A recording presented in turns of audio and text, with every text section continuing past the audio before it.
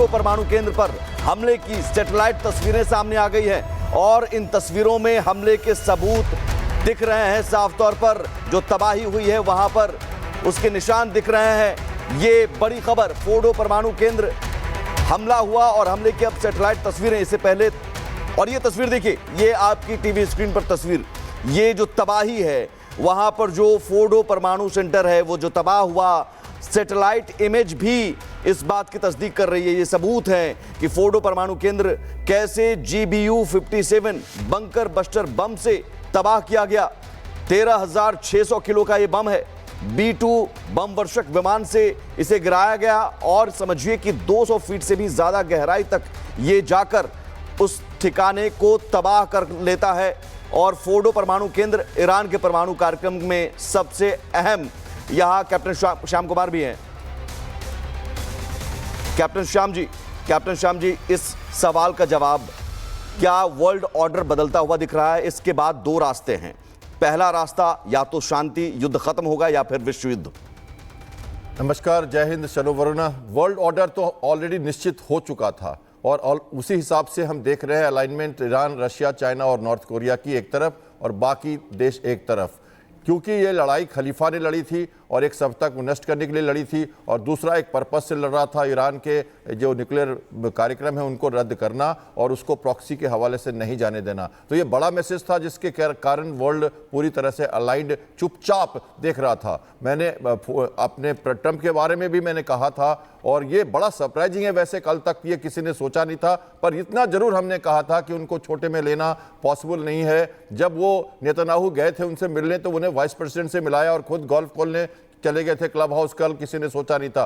Diversionary tactics का बहुत बड़ा नमूना वॉर में होता है जिसका लगातार उन्होंने प्रभाव दिया। गिमिक के साथ G7 छोड़ के आए, सिचुएशन रूम में गए, बाहर आ गए, कई लोगों को गलत गलत बयान दे दिए, कई लोग उनके इसी तरीके से, इसी व्यवहार से, इसी कार्य शैली से कई लोग उनके कायल हैं, क्योंकि कई जगह लोग घायल हैं। ये मैंने कहा था आपको कि वो कुछ ना कुछ करेंगे, लेकिन ये सब कुमार, लेकिन इस समय चीजें बहुत सीरियस है।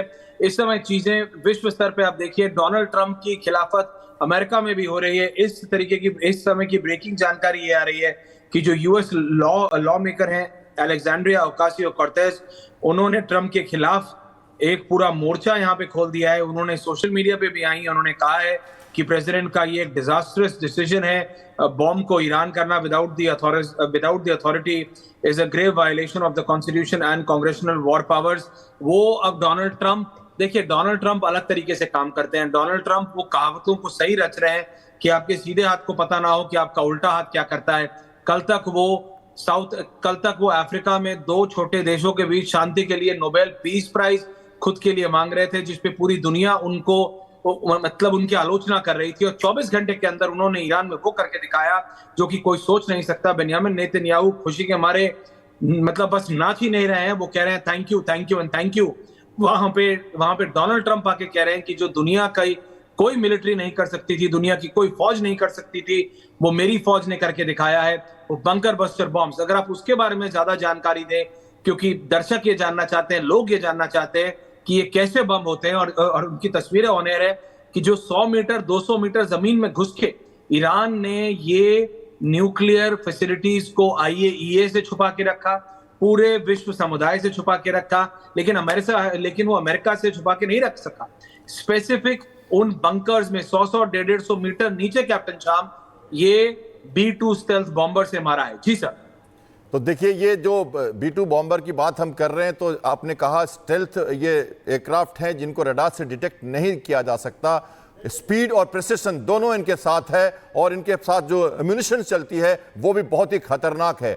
ग्लाइड बॉम्ब यूनिट GBU-57, ये ग्लाइड बॉम्ब यूनिट का मतलब है कि ये बॉम्ब जो है पहले तो ये उनके विंग्स के अंदर होते हैं, बाहर से नहीं दिखते, तो स्टेल्थ हो जाता है एयरक्राफ्ट, और उसके जो रडार जो क्रॉस सेक्शंस हैं वो बहुत कम हो जाते हैं, इसलिए डिटेक्शन पॉसिबल ही नहीं, जैसा आपने भी कहा। और दूसरी बात, जब बॉम्ब निकलते हैं इससे और गिरते हैं तो इनके ऊपर आउटर शेल्स होती हैं और ये डिलेड फ्यूज के साथ नीचे जाते हैं, पहले पियर्स करते हैं ग्राउंड पे और तब जाके बर्स्ट करते हैं। तो यही इनका, और उसके बाद इनका जो 2000 से ज्यादा किलोग्राम का इनका जो बारूद है वो बहुत ही खतरनाक है, और एक साथ अगर कई डाले जाएं तो जो कि किया गया इस केस में, तो इस हिसाब से वो बंकर्स को नष्ट करना है। फोर्ट की जानकारी मोसाद ने दी होगी, पूरी इंटेलिजेंस उनके साथ होगी, एयर डिफेंस को सप्रेस किया गया है पूरी तरह से, फाइटर एयरक्राफ्ट साथ गए पूरी तरह से, सब के सब सकुशल ईरान स्पेस से बाहर भी आ गए हैं जैसा उन्होंने बताया है और अपनी अपनी जगह पे वापस चले गए हैं। अटैक जब B-2 बॉम्बर्स करते हैं तो पूरी स्कॉट्स जाती है, पहला वेव, दूसरा वेव, तीसरा वेव,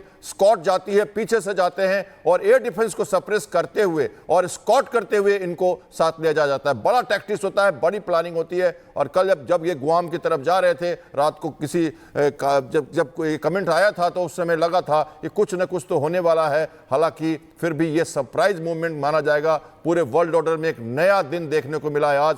बेहतरीन डाइवर्जनरी टैक्टिक्स का उन्होंने नमूना दिया है। सोशल मीडिया पे वॉरफेयर करते रहे, गिमिक्स करते रहे, गोल्फ खेलते रहे कल तक, और सवेरे उन्होंने ये कर दिया जिसकी किसी को शायद मनसा ये जो है आशा नहीं जी बिल्कुल। और इस समय की ये ब्रेकिंग न्यूज आ रही है कि इजराइल ने, और मैं रिपीट कर रहा हूं, इजराइल ने अपना एयर स्पेस बंद कर दिया है। बैक टू द स्टूडियो, ये बड़ी ब्रेकिंग खबर है कि इस समय इजराइल ने अपना एयर स्पेस बंद कर दिया है। तेहरान से ये खबर आने के बाद कि तेहरान रिटेलिएट कर सकता है, तेहरान हिट बैक कर सकता है। स्टूडियो में हमारे साथ दो एंकर्स हैं। इस समय की ये सबसे बड़ी ब्रेकिंग न्यूज है कि इजराइल ने अपना एयर स्पेस बंद कर दिया है। जी बिल्कुल, तो बड़ी खबर अपने दर्शकों को बता दें कि इजराइल ने अपना एयर स्पेस बंद कर दिया है। ईरान पर हमले के बाद इजरायली एयर स्पेस बंद किया गया है। तो देखिए किस तरीके से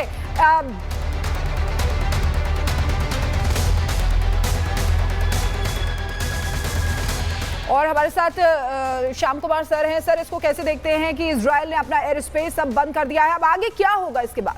देखिए, ये जरूरी था उनके लिए क्योंकि अब अटैक्स बढ़ सकते हैं। और जैसा आपने बयान देखा वहाँ पे ईरान के जो खामेनी कह रहे हैं कि वो बड़ा अटैक करेंगे अमेरिका पे। एक और आपने न्यूज़ दिखाई अभी कि टॉमहॉक मिसाइल्स यूज़ किए गए हैं सबमरीन से। तो ये भी एक बड़ा न्यूज़ है क्योंकि उनके सबमरीन्स डिप्लॉयड हैं मेडिटेरियन में और गल्फ में भी डिप्लॉय कर दिया उन्होंने। ब्रिटिश वॉरशिप ऑलरेडी यहाँ पे है, आप जान रहे हैं, और उनके तीनों वॉरशिप्स एयरक्राफ्ट कैरियर्स भी वहाँ पर मूव कर रहे हैं। तो गल्फ की तरफ भी अब प्रेशर बनने वाला है क्योंकि अब अटैक्स मेडिटेरियन से, टर्की का भी एक रोल बनता है इसमें क्योंकि टर्की साथ देता है ईरान का, और अगर साथ सामने कूद कर आता है तो एयर स्पेस बंद करने की ज़रूरत पड़ती है। हुती की तरफ से भी मिसाइल अटैक्स हो सकते हैं जो उनके रेड सी की तरफ से आएंगे, तो वहाँ भी एक बिल्कुल सर, हम मैप के जरिए भी दिखा रहे हैं तुर्की, सीरिया, इराक, जॉर्डन, सऊदी अरब, कतर, कुवैत, बहरीन, ओमान, मिस्र, ये तमाम यूएस बेस हैं। तो इस यूएस बेस का भी इस्तेमाल हो सकता है। ऐश्वर्य,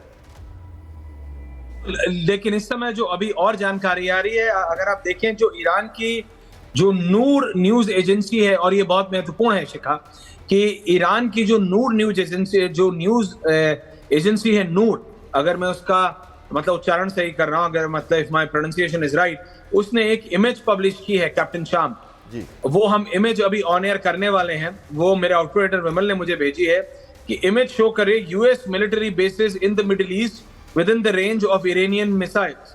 वो ये कहना चाह रहा है ईरान कि अमेरिका की मिलिट्री बेसिस उसकी रीच में है। अमेरिका की मिडिल ईस्ट में मिलिट्री बेसिस ईरान उन पे अटैक कर सकता है अगर कैप्टन शाम गलती से भी, एंड आई मीन गलती से भी, ईरान ने एक भी अमेरिकन बेस पे अटैक किया तो क्या होगा? आई कैन ओवन ड्रेड ये America, it will be a full blown war.